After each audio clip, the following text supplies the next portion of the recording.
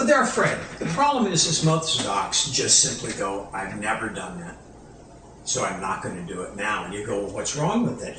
I don't know, but I'm not going to do that. You know, and that's where you end up. And so I don't expect to find much cooperation, and especially now that they're all working for the big green machine. It was one thing when we were all in private practice, but I think I'm the last private physician in Northwestern Ohio. I think they've all joined the machine someplace now. You have to survive.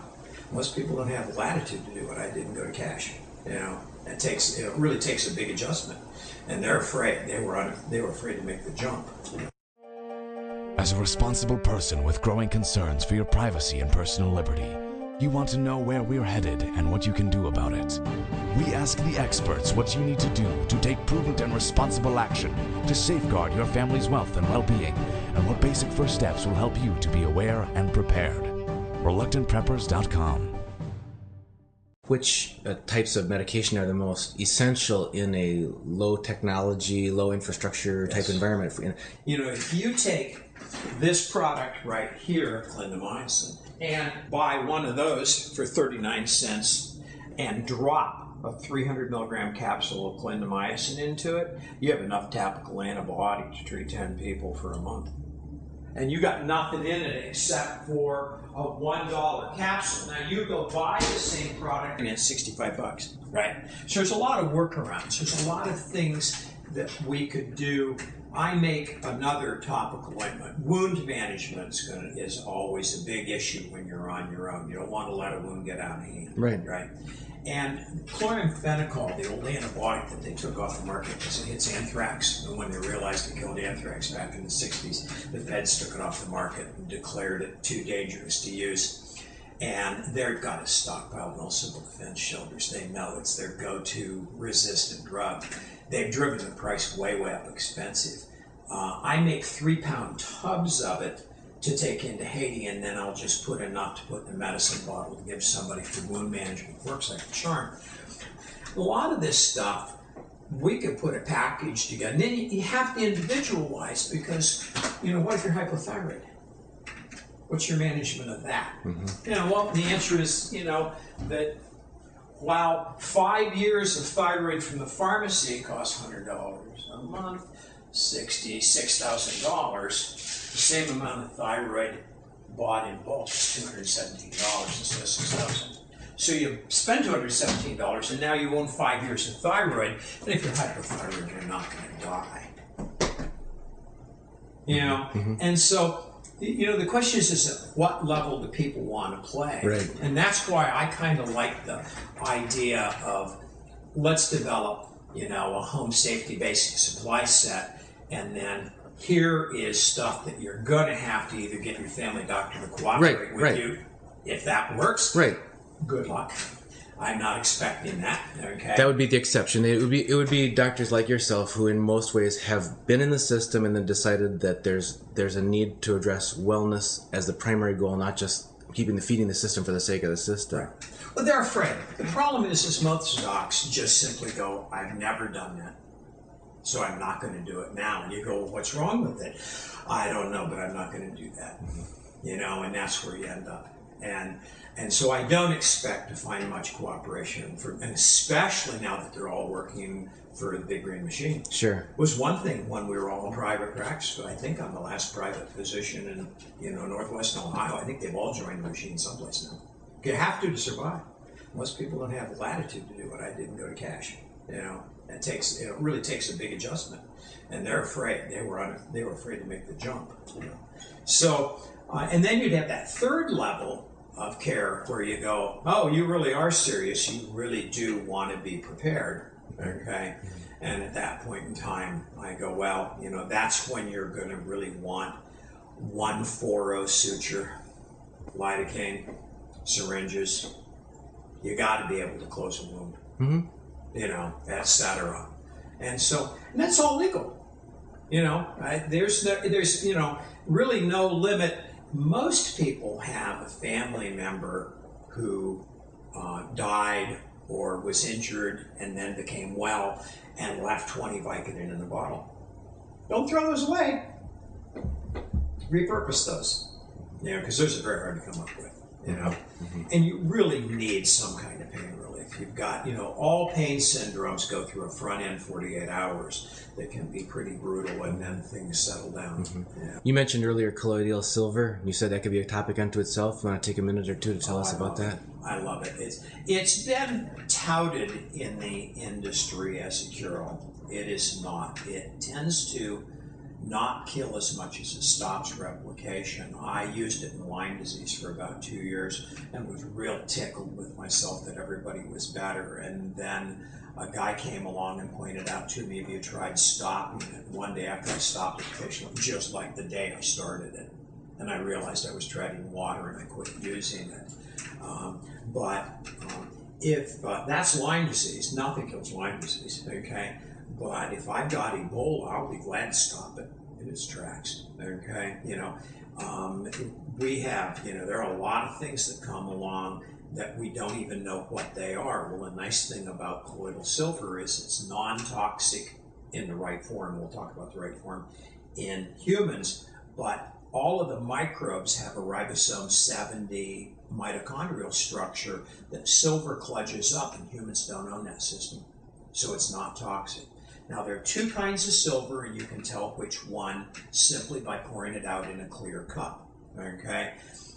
The colloidal silver that is perfectly clear and looks like water was made by putting silver in water and putting a current through it. And you end up with silver chloride, which is absorbed into the body as a salt. The silver goes deep into your tissue, and it causes the diseases we know about where people turn blue, then black with argilism. It is very, very toxic. It will never come out of your body. It's a terrible idea. Don't ever ingest it, okay? But companies like puristcolloids.com and the better manufacturers, they put a laser underwater against a silver ingot and knock individual atoms of silver off into water as a suspension.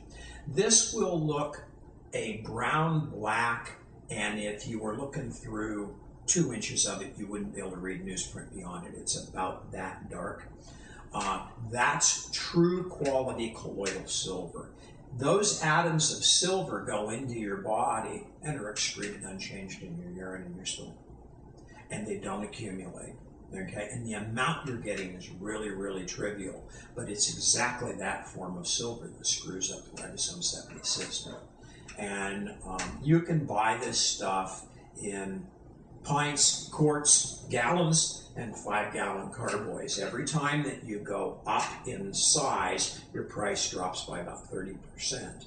And so people would be smart to get together in groups and buy a 5-gallon carboy and split it up and put it in containers and save a bunch of money. But if there's a big bad virus running around, at the time I'm exposed, I'm going to get everybody in my community taking it every day and, ingesting, 20, 30 cc's a day while the risk goes past. And again, the mechanism that you're looking for there is that it interferes with the reproduction, the duplication. It interferes with the duplication of the both microbes. Viruses and bacteria, and parasites, and spirochetes, and fungi. I mean, this is a very broad spectrum. It's also, if you get a burn and you go to the emergency room, what do they send you home with? Silvadine. And what does it do? When you put it on your skin, it turns black because it turns into silver chloride. Okay? And of course, silver is what makes X-ray film and photographic film. Okay? When it goes to its salt form, it turns black, right? And so, this liquid, you could just rub it on a wound and it's going to work as an anti-infective. And it's not harmful to tissue. It's a nice product. Everybody should own it in survival mode. Long shelf life? Forever. A million years. I don't know how it could go bad. What could spoil in it? It can't get infected. It's just water and a metal. Nothing's going to grow in it. Whatever container it's in determines its shelf life. When the container rots, it's gone. Back to your original topic where you're talking about a home emergency medical supply. Some of these things people can put together that are available over the counter. For others, they would need to partner with, if they can find a family physician who will partner with them to help them obtain what they would need. And there's ways you've talked about stretching small amounts to go farther and that sort of thing by and storing. Well, I think the first thing is you have to ask the question, what meds am I on that I can't live without? Actually, that's what I was going to ask. Is what about people who have special needs or special conditions? If you're menopausal and you knew that menopause was tough and that you were hot flashing or had osteoporosis or got memory disturbance when you lost your estrogen, sure, I want you on custom compounded trias, progesterone, DHEA, but that day won't be happening. That stuff has 60-day shelf life. So when people come to me and say I need my survival form, I go, let's go buy you a bottle of 1,000 2-milligram estrace, okay, pure estradiol, and a quarter of a tablet once a day is going to keep you out of trouble. So now that's 4,000 doses. So I just got 10 years of estrogen. You can probably buy that bottle of 1,000 estrogen in bulk for $30. Gee. Okay, so now you come in and say, you know, my blood pressure's been 220 over 120 in my life, and it's controlled a day on these 2 meds. I go, I think we need to get you a 5-year supply of that med. Okay, so first of all, our question is, what must you have, especially people who are hypothyroid? Now, insulin-dependent diabetics, woo, they're in trouble. Okay, they're in big trouble. But everybody else, we can figure out how to store this stuff. We can figure out how to get it. So, you know, our first thing is, can you go to your family doctor and sit down and say, I'm concerned. You saw the water problem that happened. You watched society come to a stop for 2 days. You know, I've seen Ferguson. I'm just concerned. Would you write me a prescription? And then if you go to your family pharmacist, you can't walk into Rexall and do this, okay? You need to have a relationship with the family pharmacist. And if you go in and say, look, I'm concerned about survival and my family doctor wrote me a prescription for this, can you order it for me? You know, then the question is will he do that? Mm-hmm. And then there's the storing of it, because you mentioned there's some things that really are more sensitive to... Really just the doxycycline, minocycline. The rest of them I just go, you know, get a little, you know, 6-pack beer cooler and, you know, put everything you want to store in it and run duct tape around the edge of the seam and set that thing on a back shelf high in your basement. Or an interior closet if you're, you know, on a crawl. And set it on the floor in an interior closet where temperatures don't fluctuate. And there you go. That's what you got. You got what you got. It is what it is. One of my favorite sayings in Haiti. You know, people say, we don't have this. And I go, no, you don't. Now what's plan B? Right. It is what it is.